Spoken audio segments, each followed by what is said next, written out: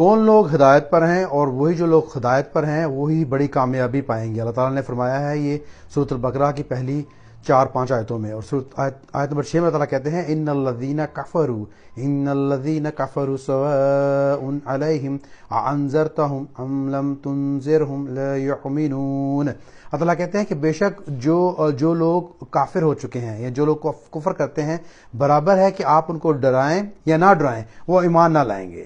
کیا مطلب اس سے؟ مطلب یہ کہ جس نے کفر کیا ہے وہ ہدایت پر صرف اللہ کی ہدایت دینے پر آئے گا۔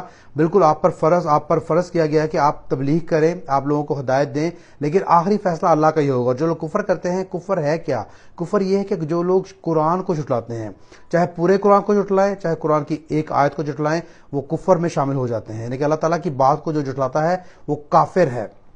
اللہ تعالیٰ کہتے ہیں جو لوگ ایسے کافر ہیں جو جھٹلاتے ہیں میری باتوں کو، آپ ان کو ڈرائیں یا نہ ڈرائیں، کیونکہ نبی کا کام کیا ہے؟ نبی کا کام ہے خوشخبری دینا اور اس کے بعد ڈرانا بھی، کہ اگر آپ یہ نہیں مانو گے تو جہنم آپ کے لیے ہے، تو ڈرانا بھی نبی کا کام ہے۔ تو جو آپ ڈرائیں یا نہ ڈرائیں، وہ ایمان نہ لائیں گے، کیونکہ وہ خود سے ہدایت نہیں مانگ رہے۔ ہدایت اللہ تعالیٰ دیتا ہے لیکن مانگنے پر دیتا ہے، اور جیسے کہ پچھلی ویڈیو میں نے کہا